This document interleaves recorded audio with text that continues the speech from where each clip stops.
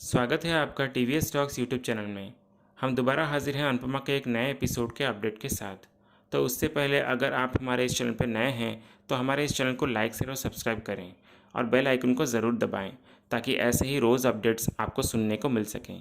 तो चलिए जानते हैं क्या कुछ हुआ है आज के एपिसोड में। टीवी सीरियल अनुपमा के आज के एपिसोड में हमें आध्या को दिखाया जाता है जो कि द्वारका में कृष्ण जी के रूप में होती है और घाट के पास लोगों को जमा करके ये बोलने लगती है कि आज के दिन इस घाट में जो भी जितने ज़्यादा पैसा दान करेगा तो कान्हा जी उनके पैसे को दुगना कर देंगे। तो आप सब लोग अपना दिल खोलकर दान करिए, ये बोलती है। फिर सब लोग आकर दान पेटी में पैसे डालने लगते हैं। फिर आध्या की दोस्त उसे ये बोलने लगती है कि तू झूठ क्यों बोल रही है इन सब से। आध्या फिर उसकी दोस्त को बोलती है कि तू चिंता मत कर, कान्हा जी को पता है कि मेरी नीयत बिल्कुल साफ़ है, तो आटे में नमक जितना बराबर झूठ तो चलता ही है। फिर उसकी दोस्त ये बोलने लगती है कि अच्छा, ये सब तुझे कान्हा जी ने आकर स्वयं बताया है क्या। आध्या फिर ये बोलती है कि और नहीं तो क्या, गुजराती लड़की हूँ और स्पीड डायल में सबसे पहला नंबर कान्हा जी का ही होता है, तो उन्हीं ने ही बताया मुझे। देख, इस दुनिया में ना दो किस्म के झूठ होते हैं, एक अमीरों का झूठ और दूसरा गरीबों का झूठ। अमीर अपनी तिजोरी को भरने के लिए झूठ बोलते हैं और गरीब अपना पेट भरने के लिए झूठ बोलते हैं। फिर उसकी दोस्त ये बोलती है कि लेकिन झूठ बोलना तो पाप है ना, ये तो तुझे पता है ना। आदिया फिर ये बोलती है कि इसलिए तो ये सब मैं कर रही हूँ, रोटी सबके हिस्से में आएगी और पाप सिर्फ मेरे हिस्से में आएगी। और जब मैं अपने माँ की नज़रों में अच्छी नहीं बन पाई तो दुनिया की नज़रों में क्या ही अच्छा बनना। इसलिए तू अब चिंता मत कर, हमारे आश्रम को कोई भी बच्चा भूखा नहीं रहेगा अब। फिर तभी एक आदमी आध्या के पास परेशान होकर आता है, बोलने लगता है कि एक बहुत बड़ी प्रॉब्लम हो गई है राई। कृष्ण लीला के लिए जो क्लासिकल डांसर हमने हायर किया था ना, वो नहीं आई, तो तुम कर दो ना प्लीज़।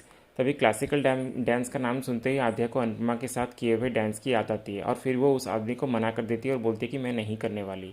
फिर वो आदमी बोलता है कि मैं तुम्हें 2,000 दूंगा, प्लीज़ कर लो। फिर आध्या उस आदमी से 5,000 डिमांड करती है। फिर वो आदमी मान जाता है और उसे सारे पैसे दे देता है और बोलता है कि जल्दी आ जा डांस करने के लिए। फिर आध्या उन पैसों को देखकर बहुत खुश नज़र आती है। फिर अगले सीन में अनुपमा एक किले जैसी जगह पर आती है और आध्या को बहुत याद करने लगती है और छोटी का नाम लेकर बहुत ज़ोर से पुकारने लगती है।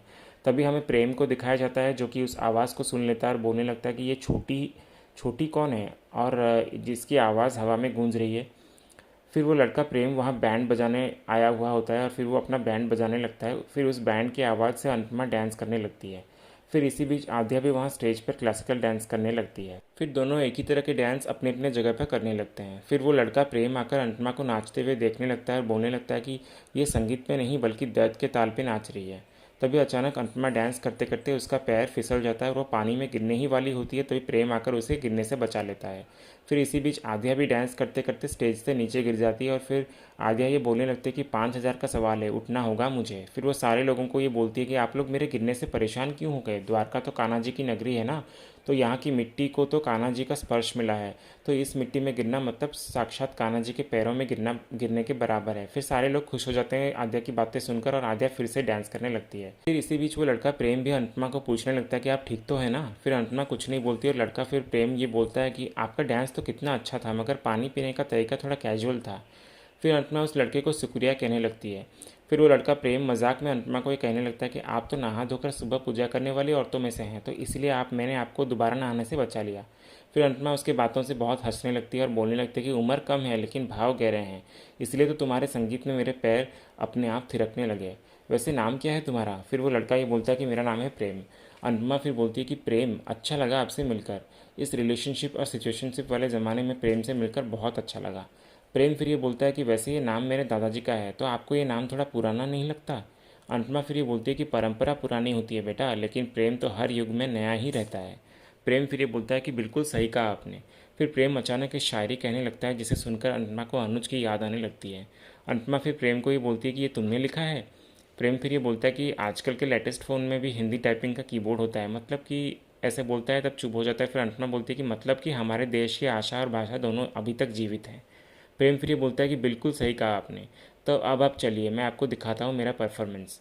फिर प्रेम अनुपमा को अपने बैंड के पास ले जाता है जहाँ वो बैंड बजा रहा था और बोलने लगता है कि दिवाली के आसपास हम एक बहुत बढ़िया नाटक करने वाले हैं, इसलिए आज उसी लोकेशन के लिए हम यहाँ देखने आए थे। और पता है आपको, कल मैं एक बहुत बड़ी अच्छी जगह पे जाने वाला हूँ।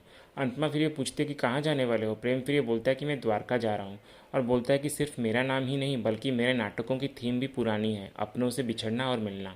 आपको पता है मेरे दादू ये कहते थे कि कान्हा जी के माता पिता भी बचपन में उनसे बिछड़ गए थे, इसलिए उन्होंने द्वारका को यह आशीर्वाद दिया था कि सारे बिछड़ने वालों को मिलवाएंगे, और अगर किसी का कोई अपना खो जाए तो द्वारका जाकर मोर पंख चढ़ाने से वो मिल जाता है। दशहरे पे बहुत बड़ी महापूजा होने वाली है वहाँ, तो अगर आपका कोई खो गया हो तो मुझे बता दीजिए, मैं उसे जल्दी ढूंढ कर ले आऊँगा। फिर अंतमा प्रेम की बातों को सुनकर ये बोलने लगते कि हाँ, कोई अपना खोया तो है, पर वो मुझसे खोया है ना, इसलिए मैं उसे खुद ढूंढ कर लाऊंगी। फिर अंतमा कुछ पैसे निकाल कर प्रेम को देने लगती है और बोलती है कि ये चढ़ा देना प्लीज़ मेरी तरफ से, और प्रार्थना भी कर देना। प्रेम फिर बोलता है कि हाँ, मैं ज़रूर चढ़ा दूंगा, और वैसे भी मैं एक बहुत बड़ा ढीठ किस्म का लड़का हूँ। कान्हा जी के पीछे ही पड़ जाऊँगा और उनसे बोलूँगा कि आपका जो भी कोई खो गया है आपको वो जल्दी से लौटा दें। अंतमा फिर ये सब सुनकर प्रेम को शुक्रिया कहने लगती है और खुश रहना ये बोलकर वहाँ से वो जा रही होती तो तभी प्रेम उसे ये पीछे से कहने लगता है कि आपका नाम क्या है, आपने बोला तो नहीं। अंतमा फिर बोलती है कि मेरा नाम है अनुपमा। ये कहकर अंतमा भी वहाँ से चली जाती है। फिर अगले सीन में अंतमा अपने घर के अंदर आ रही होती है, तभी दो औरतें उसके वर्कशॉप से आकर अंतमा को ये कहने लगती हैं कि हमने जो ऑर्डर डिलीवर किया था मैडम, उसके पैसे हमें अब तक नहीं मिले। पैसे नहीं आएंगे तो सामान कैसे खरीदेंगे और बाकी का ऑर्डर कैसे पूरा होगा। अगर कोई बड़ा ऑर्डर आ भी गया तो हम बुरे फंस जाएंगे। फिर अंतमा ये सुनकर बहुत टेंशन में आ जाती है। तभी तोशु ये सब देख लेता है और आकर वहाँ बोलता है कि सब हो जाएगा मम्मी, आप चिंता मत करो, सब कुछ मैं ही तो मैनेज करता हूँ, तो ये काम भी मैं कर लूँगा। फिर अंतमा उन औरतों को भेज देती है और बोलती है कि आप लोग चलिए, मैं बात करके बताती हूँ। फिर वो औरतें वहाँ से चली जाती हैं। अंतमा फिर तोशु को बोलती है कि अपना फ़ोन दे, अभी उनसे मैं बात करती हूँ कि वो लोग ने अब तक पैसे क्यों नहीं दिए हमें। तोशु फिर ये सुनकर घबरा जाता है और बोलने लगता है कि मैंने कहा ना मम्मी कि मैं सब कुछ संभाल लूँगा। अनुपमा फिर तोशु को ही बोलती है कि बात कर तू उनसे, और उनसे बोल कि जब उनको डिलीवरी टाइम पे चाहिए तो वो हमें पेमेंट क्यों टाइम पे नहीं करते। तोशु फिर ये बोलता है कि ठीक है मैं कर लूँगा, बोलकर वो वहाँ से चला जाता है। फिर दूसरे सीन में अनुपमा अपने रूम में आ जाती है, अपने अलमारी से आध्या और अनुज की फ़ोटो निकालती है और देखती है, और वो पल याद करती है जब उन लोगों ने ये वादा किया था कि वो कभी अलग नहीं होंगे, और आध्या की बातों को भी याद करने लगती है और बोलती है कि अच्छा है, यादें फ़ोटो की तरह और नाम की तरह मोबाइल में नहीं होती, वरना वो तो कुछ सालों में मिट ही जाती है, पर यादें तो हमेशा से मन में ही रहती है, जो कभी नहीं मिट सकती। फिर अंत में आद्या की फ़ोटो को देखकर ये बोलने लगती है कि आद्या बेटा, तुझे पता है आज तेरी मम्मी ने बहुत सालों बाद डांस किया, और डांस करते वक्त सिर्फ तेरा चेहरा ही दिखाई पड़ रहा था, और तू भी एकदम अपने पापा की जैसे ही है, इसलिए तू भी अपने पापा की तरह मुझे छोड़कर चली गई। फिर अनुपमा आद्या की फ़ोटो देखकर ये बोलने लगते हैं कि आद्या बेटा, तुझे पता है आज तेरी मम्मी ने बहुत साल बाद डांस किया, और डांस करते वक्त ना सिर्फ तेरा चेहरा ही दिखाई पड़ रहा था, और तू भी एकदम अपने पापा की जैसे ही है, इसलिए तो तू भी अपने पापा की तरह मुझे छोड़कर चली गई। ये बोलकर अनुपमा बहुत रोने लगती है। तभी अगले सीन में आद्या जिस आश्रम में रह रही होती है, उस आश्रम के बच्चे भूख के मारे ये बोलने लगते हैं कि खाना कब मिलेगा, बहुत भूख लगी है। तभी वह आद्या आ जाती है और बोलने लगते हैं कि देखो खाना आ गया।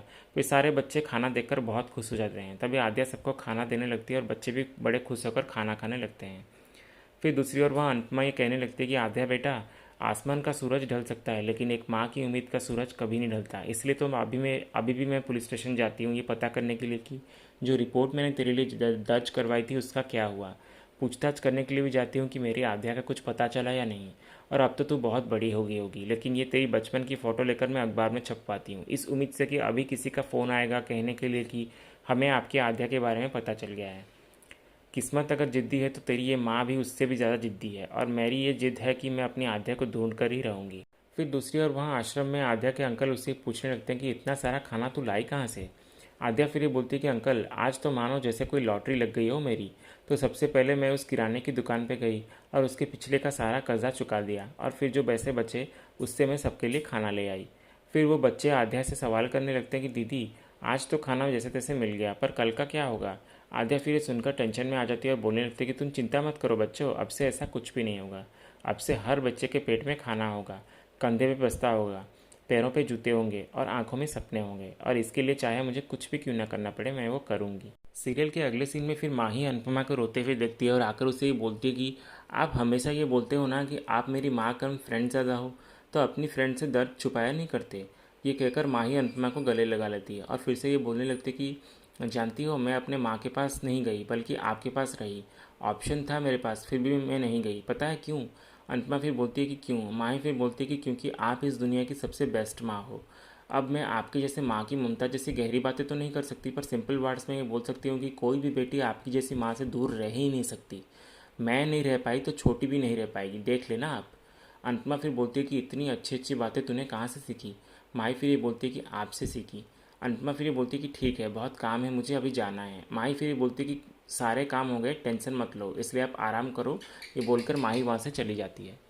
फिर अनुपमा कान्हा जी को ये कहने लगती है कि कान्हा जी, आपके और मेरे बीच में लेन देन तो चलती रहती है, पर इस बार आपने बहुत कुछ ले लिया है मेरे से, इसलिए अब आपकी बारी है देने की, इसलिए मेरी बेटी मुझे दे दीजिए कान्हा जी। फिर दूसरे सीन में प्रेम द्वारका पहुंच जाता है और द्वारका के नज़ारे को देखकर बहुत खुश होता है और अपने दोस्त को कहने लगता है कि लोग बड़े सही कहते हैं कि द्वारका बड़ी जागृत भूमि है। जैसे घर का वो कोना होता है ना जहाँ वाईफाई का सिग्नल अच्छा मिलता है, तो द्वारका भी वो जगह है जहाँ कान्हा जी का कनेक्शन अच्छा मिलता है। फिर प्रेम द्वारका की सारी लोकेशन की फ़ोटो क्लिक करते हुए वहाँ से चला जाता है।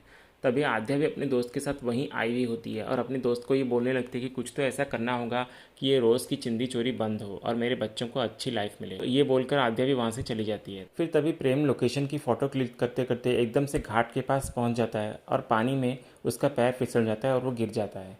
फिर आद्या उसे डूबते हुए देखती है और उसकी हेल्प करने के लिए दौड़कर पानी में कूद जाती है और उसे बचा लेती है। फिर दोनों एक दूसरे को देखने लगते हैं और इसी सीन के साथ ही आज का ये एपिसोड एंड हो जाता है। तो ये था अनुपमा के आज के मंगलवार वाले एपिसोड का अपडेट। ऐसे ही और लेटेस्ट अपडेट्स जानने के लिए हमारे इस चैनल से जुड़े रहिए। हम मिलते हैं नेक्स्ट एपिसोड के अपडेट्स के साथ। धन्यवाद।